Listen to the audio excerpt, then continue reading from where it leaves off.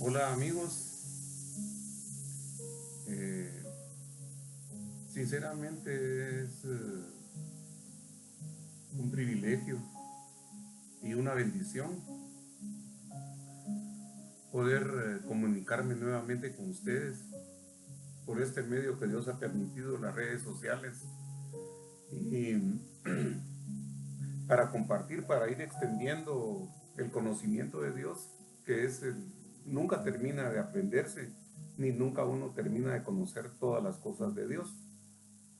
Y hay puntos muy específicos que necesitamos también conocer. En esta oportunidad vamos a tocar un tema que le vamos a intitular Error, Verdad y Falsedades. Fíjense, hermanos, que a título personal, cuando, cuando uno se llena del amor de Dios, Él llega al corazón de uno, el Espíritu Santo lo ilumina y enciende ese fuego que está apagadito, porque todos tenemos el Espíritu Santo, pero poquito apagado. Cuando tenemos ese reencuentro con el Señor, eh, esa unidad que formamos con Él, que es a través del amor, en medio de nosotros está el Espíritu Santo. El Espíritu Santo nos viene a recordar y a señalar errores, verdades y falsedades. En uno de los errores que he compartido y he vivido personalmente es cuando uno se llena del amor de Dios, lo que más quiere es conocer un poquito más de Él y ahondar. Y a veces lo hacemos de manera personal, lo hacemos sin una guía, sea de la iglesia, de un hermano crecido en la fe o del conocimiento de Dios, y lo hacemos como autodidactas.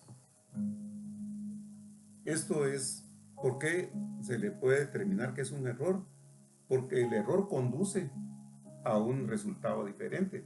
Y lo que se trata aquí de señalar el error es que nos puede conducir a interpretaciones contrarias o erróneas, que el resultado nos va a dar algo que no estamos esperando. Y precisamente por eso, Señor, Dios a través de su palabra nos señala puntualmente algunas citas que son contrarias y que nos advierten. No nos están diciendo que no lo hagamos, sino que nos advierten del peligro que estamos corriendo. Es la segunda carta de Pedro 1:20, la segunda carta de Pedro 3:16 y también Hechos Apostólicos 8:30 y 31. Esas son muy puntuales, que nos dice que no es procedente, no nos conviene, no es de nuestro beneficio hacerlo de manera solitaria, como Don Quijote, que cabalga solitario, sin consejos, sin guía y sin sabiduría. Estamos caminando como moscas sin cabeza, puro ronrón sin cabeza. No tenemos una dirección. Ese es uno de los errores que yo he vivido. Otro error también es que nosotros, en el afán de conocer más de Él, comenzamos a leer libros que nos orientan, leer cartas, documentos de toda índole, que entre nosotros, como estamos abiertos al aprendizaje, eh,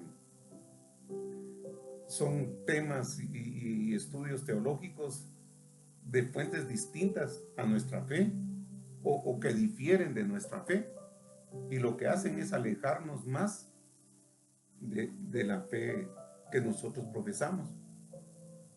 La palabra de Dios nos invita a estudiar, ya no nos lo prohíbe, nos invita a estudiar, pero con un espíritu de obediencia tanto a la iglesia como a los guías espirituales. Eso nos lo deja ver Josué en el capítulo 1, verso 8. Y los salmos 1 y 2 son preciosos. El Salmo 1, verso 2, el Salmo 112, verso 1, 2, nos invitan a estar unidos, a ser uno con el amor de Dios y con su palabra. Este es un par de errores que nosotros podemos fácilmente eh, palpar, porque si yo estudio, digamos, les voy a poner un ejemplo muy pequeño. Estudiando en la universidad, eh, con otro grupo de amigos se nos dificultaba un poquito una clase, específicamente matemáticas. Y, nos quedamos después de clase a seguir repasando y estudiando el problema o los planteamientos, pero nos topamos con un paso que no lo podíamos superar, y entre como tres estábamos tratando de ver cómo nos daba el resultado que buscábamos, y nos dimos por vencidos. En eso pasó la ingeniera que nos daba matemáticas y la llamamos: ingeniera, fíjese que estamos trabados aquí. Entonces se acercó quien sabe, quien conoce el tema y de qué se trata, y solo nos dijo: miren, aquí está su problema. Nosotros habíamos luchado durante un buen tiempo y ella puntualmente nos señaló: este es el error de ustedes. Al igual que nos puede suceder a nosotros al estudiar la palabra de Dios y tener un estudio teológico de manera autodidacta, o solo pensar que todo lo que yo pienso y estoy leyendo es la realidad o la verdad, me puede confundir o llevarme a un camino que no estoy esperando. Necesito la guía de la iglesia y de un hermano o guía crecido en el espíritu y en el conocimiento de Dios. Eso es en cuanto a errores, que ya les expliqué un poquito detallado. Una verdad es esta. Ya hablamos de errores, ahora hablemos de una vez de las verdades. Hay infinidad, pero vamos a tocar un par nada más. La Sagrada Escritura es la fuente primordial y esencial del origen y fortaleza de nuestra fe. No hay más. Del oír la palabra de Dios viene la fe, la cual podemos palpar que nos enseña que el Padre amoroso del cielo sale a nuestro encuentro. La palabra es la única que nos enseña eso. Él sale al encuentro de nosotros para comunicarnos su mensaje evangélico, para transmitirnos el evangelio y la buena nueva, para que nosotros nos empapemos de ella. La Biblia no es cualquier libro, es el libro que da origen a nuestras vidas, que da origen a todo nuestro conocimiento, que nos muestra el mal y el bien, el camino que nos lleva al amor y el camino que nos lleva a la desgracia. La mayoría lo conocemos. San Jerónimo, un doctor de la iglesia, un conocedor de ello, él decía: desconocer la escritura, desconocer la palabra de Dios, es desconocerlo a Él. Entonces Él también nos invita a profundizar en el estudio, el conocimiento de la palabra para crecer, pero siempre y cuando seamos guiados por la iglesia o por un hermano o una comunidad crecida en el conocimiento del tema que estamos tratando de buscar. Otra verdad muy puntual, mis hermanos, es esta: cuando el conocimiento teológico, cuando el estudio de Dios no se alimenta ni se fundamenta en el Espíritu Santo, en la oración y la fe, por supuesto, la lectura de la palabra, puede convertirse esto en un mero intelectualismo. Es decir, se sabe mucho de Dios, pero no conocemos a Dios, porque solo sabemos la letra, no la hemos practicado. Ya la palabra nos dice por ahí: sean hacedores de la palabra, no oidores de la palabra. Todo laico comprometido y que busca crecer más debe tener como centro de su vida la palabra de Dios, no ningún texto extra, porque los textos son interpretaciones de otras personas que obviamente nos sirven a nosotros, ¿ya? Estudios paralelos a la Biblia, como los dogmas, la historia de la iglesia, la teología moral. Hay muchos temas que obviamente nos sirven, ¿ya? Pero no son el centro. Son solo unos instrumentos valiosos para comprender mejor la palabra de Dios. No son, atención, no son el sustituto de ella. La iglesia nos invita a tener un equilibrio, pero que el estudio no desplace a la Biblia. Que el estudio que estamos haciendo no desplace a la Biblia, es decir, perdemos el orden divino, y la teología debe servir a la escritura, o sea, ser asistente de la palabra de Dios, no sustituirla o desplazarla. Otra verdad puede ser también esta, que la palabra de Dios es un alimento para el espíritu, pero la palabra de Dios, recordemos en Mateo 4:4 le dijo el Señor Jesús a Satanás: no solo de pan vive el hombre, sino de toda palabra que sale de la boca de mi Padre. Es decir, la palabra de Dios es el alimento para nosotros. La palabra también es luz, dice el Salmo 119, 105, dice que luz, lámpara es para mi camino, y lámpara es a mi camino y luz a mis pies.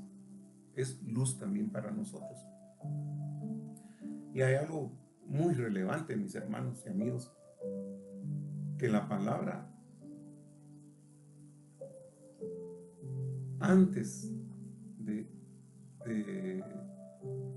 enseñar, antes de transmitirla, debemos aprender a escucharla, a digerirla, a procesarla en la mente y bajarla al corazón. Tal es el caso, por ejemplo, que sabemos de los amigos de Jesús donde él iba, en la casa de Lázaro, María y Marta. ¿Qué es lo que hizo María? Postrada en el regazo, en las rodillas del Señor, con los oídos bien abiertos, escuchando la palabra de Dios, porque ella sabía que de ahí venía lo que ella necesitaba, que era la sabiduría, el amor, la inteligencia y la prudencia para actuar en el camino. Entonces, antes de enseñar, debemos de aprender, pero de la fuente, que es Cristo Jesús, que en este caso, como dice el Evangelio de San Juan, la palabra antes de todo ya existía, y la palabra era Cristo. ¿Ya? Entonces, aprender de la fuente de Él, y los otros, como les dijera yo, los textos paralelos, podríamos decir de esa manera, que nosotros nos acercamos, por ejemplo, vamos a recordar a los consejos que nos da San Agustín, los consejos que nos da San Jerónimo, todos esos grandes estudiosos de la palabra de Dios, nos ayudan, nos dan un margen, perdón.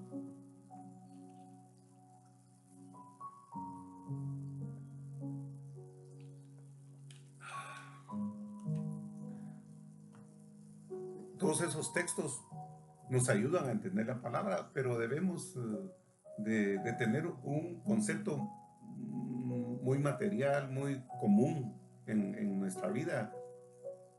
Pensemos en el corazón, las venas y las arterias. Entonces, la palabra de Dios es como que fuera el corazón.